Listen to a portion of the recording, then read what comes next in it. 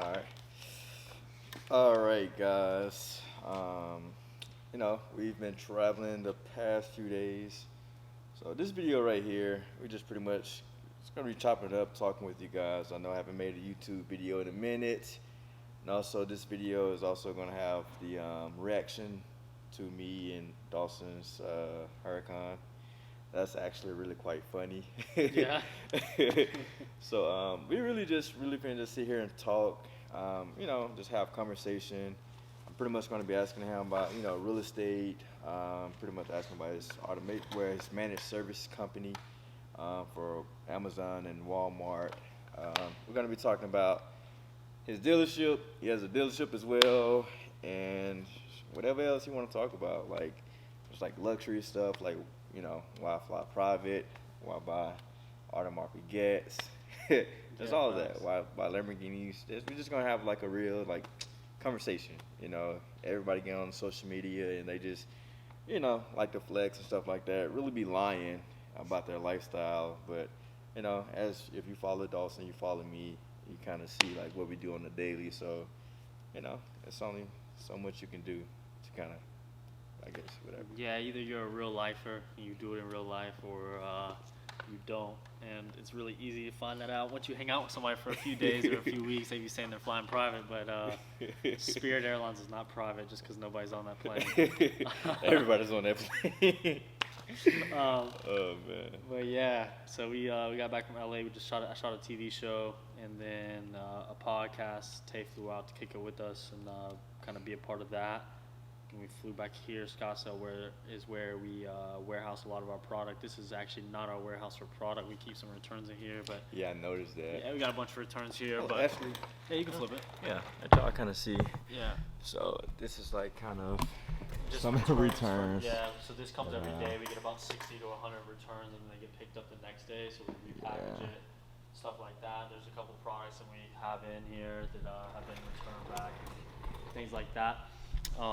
And as well as it stores a few of our dealership cars. So I fucked it up.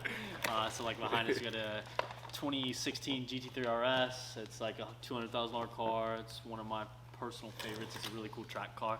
But yes, we store like 8 to 12 cars here, anywhere from $1 million to $2 million worth of cars here, because we just purchased.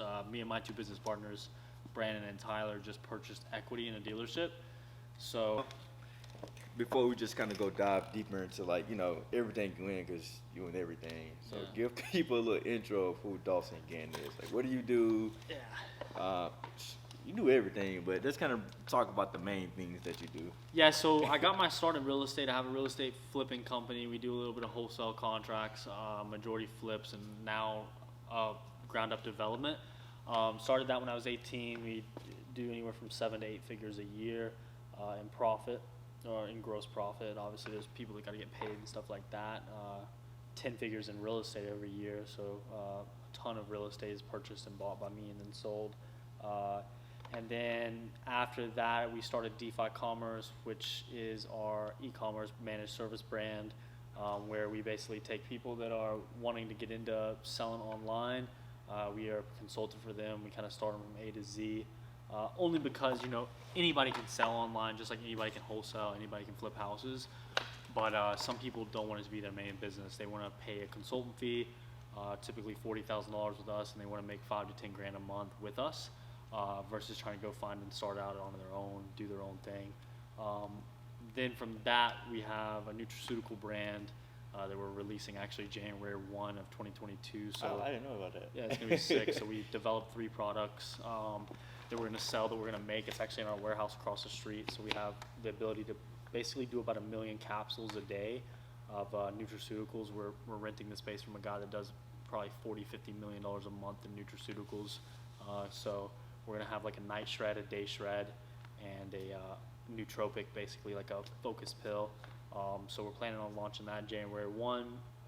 And then we bought equity in a dealership. So my partners, Brandon and Tyler, who are also partners in the nutraceutical, the ground up development, and ECommerce, we bought equity in a dealership, HBI Auto. We're focused on like Highline, McLaren, Porsche, Lamborghini, Ferrari. There's a Porsche behind us, obviously. GT3 And RS, Ferrari right and a there. Ferrari Testarossa, Just old seen school that. Magnum PI. This is like Yeah. 1988. It's a gated manual. It's about $150,000, but you would see this in a lot of like 1980s movies. So we bought that. We took it in on trade actually, so it's a really sick car. But yeah, so we retain equity in that dealership. It was just kind of a passion project because, like, you know, my Lamborghini, I'm a big car guy, and now it's a way for me to basically own all my cars for not only free but for profit now, because we're buying these cars and selling them. So when I buy a nice Lamborghini and I do all that cool stuff that I did to it, now it's a marketing expense because, you know, I've got HPI Auto on the front and I'm going to drive more people to, you know, our company. So I was able to turn, you know, something that was a big leisure time of me, a big passion of mine, into something that's now going to probably, the business did $30 million in revenue last year, and we're hoping to do $150 million in 2022 in our Arizona location. So it's going to be a big company. It's going to be a multi-million-dollar company very, very soon as far as profit. So it was an exciting acquisition for us for sure. Let's kind of dive in, like, with you, just like the whole dealership experience. Because I remember you had actually called me about it. Yeah. And like I actually hate that I missed out on that one. I should have did it. But I didn't really know too much about dealerships and stuff like that. I didn't really understand like how it's working. You know, it just, you know, like I'm kind of used to like the quick and fast investments and stuff like that. Just, you know, I'm pretty much kind of spoiled with what we have going on right now. Yeah. But, like, so how do you find that connection? Like, how were you able to get into owning a dealership? Yeah, so we actually, I mean, I'm a big proponent of networking and stuff like that. So I went to a car meet, met. Key, before you do that, I talk about this all the time when people like kind of contact me Yeah. and really ask me like, hey, what's the secret to success? And it's literally networking. Yeah, like, I go where wealthy people go. Exactly. If people wealthier than me are going somewhere, I'm there. So yeah, so I mean, I went to a car meet, had one of my cars there, met the current owner. He's still obviously an owner. We didn't buy him out because I bought this dealership. I just want to have nice cars. I'm not interested in running the dealership, and they were really good at it. So we met him at a car meet, did some business. He's actually a client of ours at ECommerce, so he started making some money with us. And you know, I never really mentioned that I wanted to be a part of it, but I bought a Urus, my red Urus that we just sold through them. Yeah, I paid cash for it because I needed to buy it. I should have bought it. Yeah, and I tried to sell it to Tay, but he was silly. And you know, they had another investor who was coming in to get a much smaller equity percentage for the same amount of capital contribution that I made, but they didn't really like them. They didn't see that they could align with them, and that's big for me too, is alignment. So, you know, me and Tay do a lot of business. My business partners do a lot of business with Tay and myself because we're aligned in our goals and stuff. So anyways, like, I just sent them $200,000. They're like, look, if, you know, you're willing to send us a little bit more, we want to bring you on as a partner in the North Carolina branch. So I said, okay, that sounds good, but I'm also big on like opportunities for also my partners, right? So I could have just taken that $200,000 and be like, okay, I'm a partner now. But I said, hey, we want to build a Scottsdale branch because Scottsdale's a huge luxury market. If you go down Scottsdale Road, you're going to see billions of dollars worth of cars. So we end up putting a little bit more capital up, and we retain 50% of the equity in the Scottsdale location as well. And we're going to start franchising these locations. We're going to have one in Miami, LA. But it just made sense. It was somewhere I could put my money that wasn't really doing much. Obviously, we have a lot better investments that maybe ROI would be a lot quicker. But it's a long-term game because dealerships operate on a 15 to 20% net.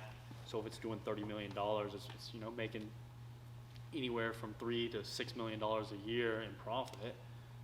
So somewhere I could put a couple $100,000 and, you know, build something that does $100 to $200 million.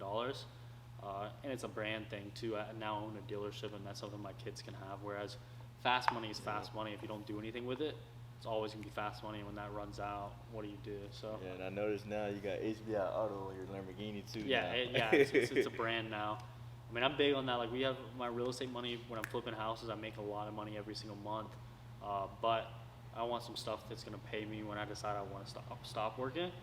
ECommerce is one of those things where we're building a national brand, and we have tons of clients, so that'll be huge. But I'm now looking to buy other businesses that are going to be the same, right? Like, I want to make money where I'm sitting in the sand with my beautiful wife, and I can say, fuck it, I don't want to work.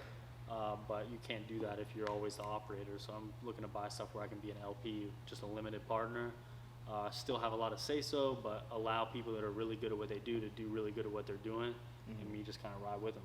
Okay. All right, so let's talk about DeFi commerce. You know, like I'm in there. I've been doing it since April. Yeah, I love April. the money. Yeah.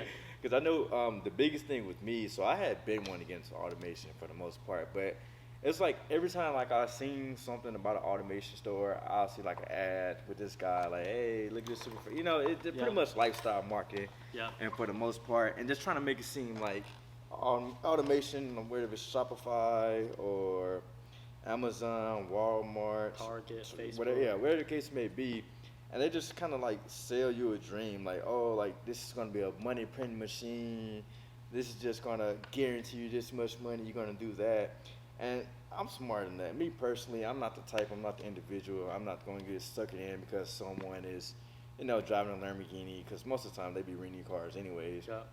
So I actually attempted to do it myself.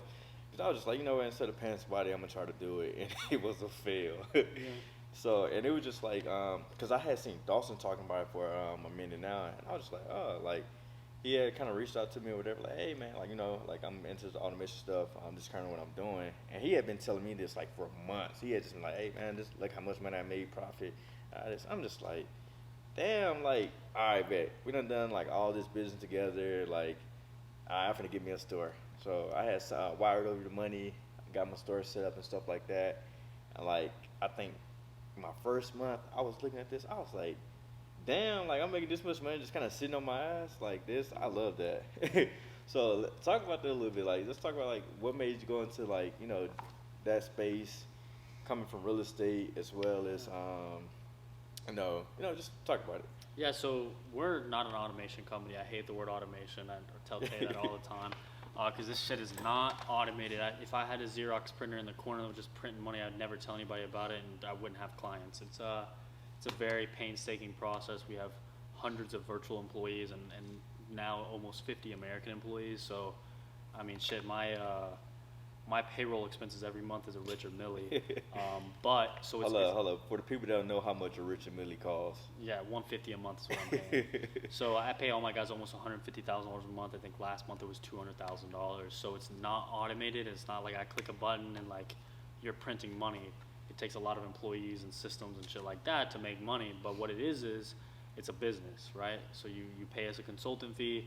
We're gonna get a store online for you. We're gonna pick the best products. We're gonna negotiate those supplier contracts, stuff like that, to where you can make a few dollars every time you sell a product. And what that looks like for a client is anywhere from $5,000 to $10,000 a month for a $40,000 consultant fee, and it is a business. So some months are even better, some months are a little bit worse. There is also headaches and things like that, but it's a really good passive income stream for the client. It's not passive for us, for the people that run the stores for you. It's hours and hours and hours of work, but it's good money. We changed from automation to a managed service because that's what it truly is. We're managing a service for you. We're installing the infrastructure, the systems, the processes, the employees to make sure that our clients make money. Pretty much headache free. Obviously, as the world changes and Amazon and Walmart changes, there are some hiccups, but we like to handle stuff really, really quickly and make sure that everybody's still making a ton of money. The reason why I got into it and took my foot off the gas with real estate and hired people to basically run my real estate company, and actually our real estate company is actually doing even more now that I'm out of it, which kind of coincidental. Yeah, I maybe. That you was trying to get hands off. Yeah, so I wanted to be hands off of that, but I wanted to have a store for myself and be able to provide stores for clients, because real estate is so market specific, right? If you're in Phoenix, Arizona or Scottsdale, Arizona, houses might be going for 120% of the value that they really are. But if you're in Mississippi, a bando house is still a fucking bando house, at the end of the day. So it wasn't something I could make money from wherever I wanted to live. An online managed service and a store like this, you can be in Tucson, Arizona, you can be in Mississippi, you can be in Texas, because you can sell a product to anybody in the world. So that's what kind of turned me on about it, and it was long-term money. It was an actual, business that I could put systems in place, and I'm talking more of as a client now, not for the actual managed service place, but I could put systems in place and make pretty decent money, 50 to 100 grand every year, while I was still building other businesses. So that's what it started as. Then me and my two partners got really good at that, brought on some friends and family, and then 2.5 years ago, we started on bringing clients to, obviously scale our business and help other people make money. And it's kind of sprawled into us being on a TV show, multiple podcasts and stuff like that. That was dope. Yeah. That was really dope. Now 500 clients deep, we're, building bigger warehouses, getting more supplier contracts, and, planning to have a stronghold on Amazon pretty soon. That's really low key. Actually, the secret to making money. When you can help other people make Yep. money, you make a lot. And shit while ton you of make more money in the Yeah. process, because everybody likes to make money, so it's a pretty easy sell for someone that's got 40, 50 grand laying around and wants to focus on their other businesses. They want to have secured income, right? You want to be able to, because it's not like change your life money. It's not Yeah, but still, become a $5 grand millionaire, month, though. but it's like a That's watch every still- month, yeah. or you're renting a car note that you don't got to worry about now, and you have time and comfortability to focus on stuff that could make you a millionaire. So that's kind of how we look at it. And that's kind of what I did. I know for the most part, like for everybody that don't know, like I still have my 9 to 5, but I don't even touch my 9 to 5 income. I just pretty much like reinvest in and stuff like that. But I was able to use my 9 to 5 income to kind of fuel other business ideas and other investments and stuff like that.